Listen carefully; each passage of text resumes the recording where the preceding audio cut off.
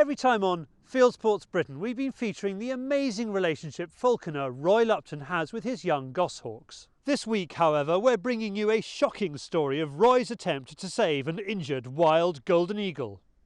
His actions led to police raiding his house and ultimately the death of the eagle, something Roy and one of the top avian vets in the country believe is the fault of DEFRA and the RSPCA. Roy Lupton has been flying and rearing eagles and falcons for years. He's a member of the Hawk Board and an ambassador for the sport. Roy takes his birds out all over the country, but in winter he heads north with his eagles to Scotland to fly them in their natural habitat. It was here in the Highlands in November last year that one of his friend's eagles got into a fight with a wild golden eagle. The wild bird was badly injured, and Roy knew he'd have to try and save it. The bird disappeared over a ridge, and my friends and I went over to see where she'd gone to. And as we came over the ridge, we could see that she was having a fight with a wild golden eagle. A female wild golden eagle had come in and attacked her, and they were fighting together. So we went down there as quickly as we could to separate the eagles. So the injuries that she had were lacerations to her crop. She had puncture wounds to her main pectoral mass, and she had a puncture wound through the top of her eye socket, down through her eye socket, and through her upper palate. Luckily, it hadn't punctured the eye itself. So, some quite nasty injuries there. The bird, in the condition she was, as far as I was concerned, it would have been irresponsible to leave her and try and release her. So it was obvious that we had to try and treat her.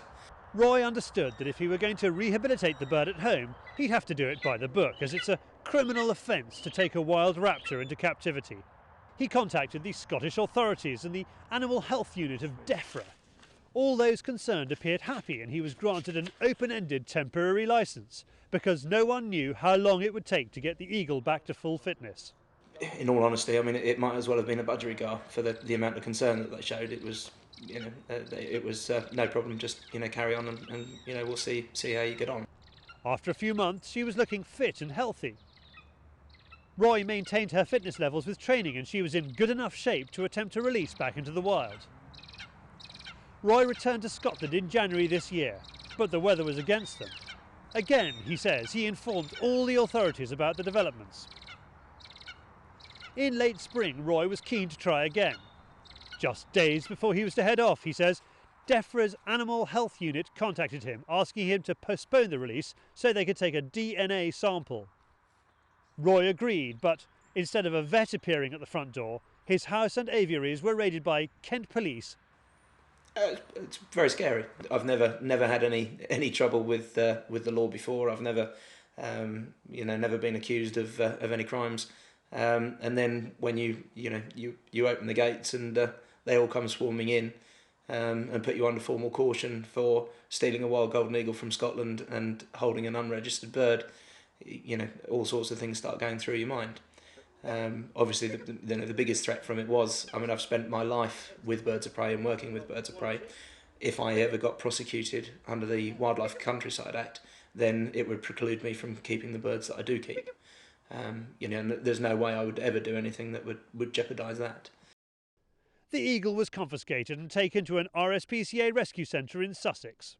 Roy was questioned by the police, which passed the case to the Crown Prosecution Service. No charges were brought against him.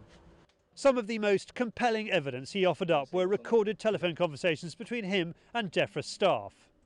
His family run a financial services business, so all phone calls made from the office are recorded. It shows his regular contact with the authorities. He maintains he was hiding nothing. The case was seen by the CPS, and with the information and the evidence I'd given them, they said that there was no case to answer to.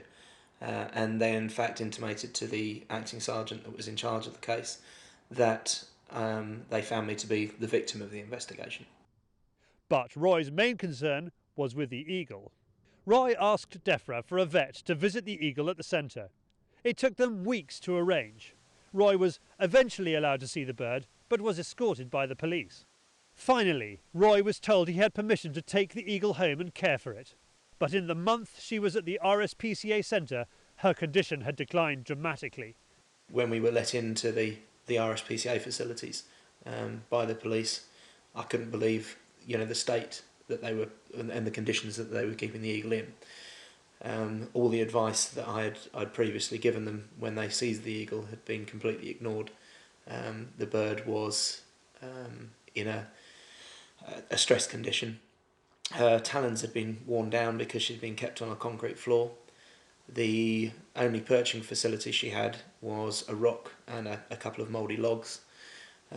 And the environment and the condition where she was very damp.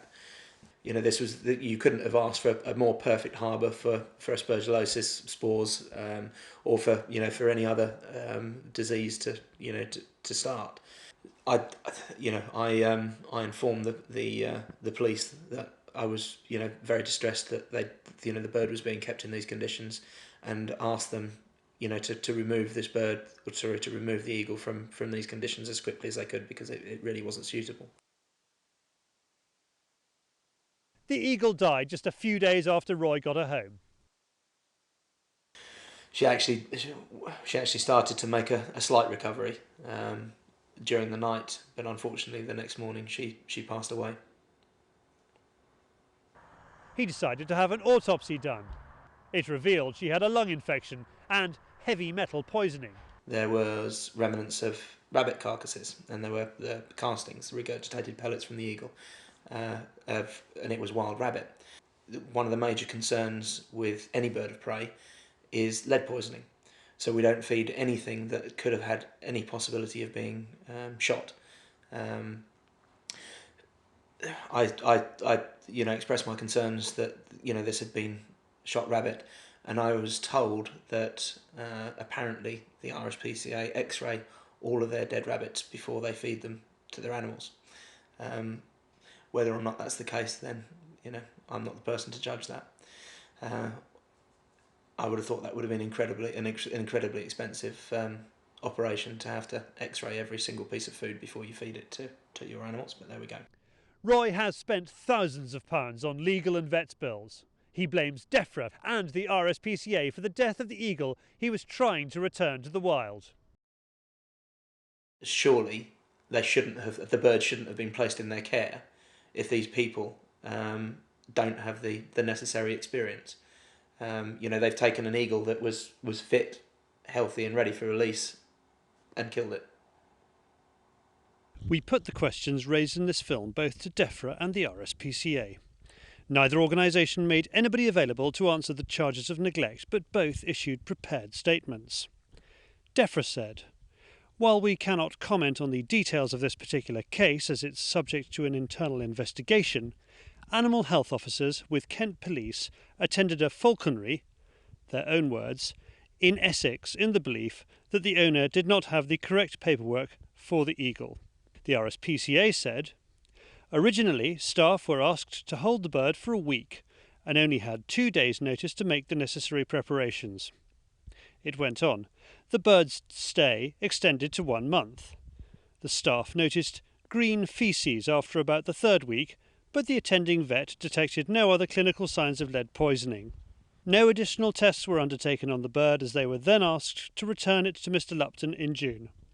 The RSPCA said that its staff were extremely upset to hear about the death of this eagle. It adds that the RSPCA was not involved with the confiscation of the bird or its transport to Mallydams. For a full copy of the statements, see www.fieldsportschannel.tv and click on the Backstage link.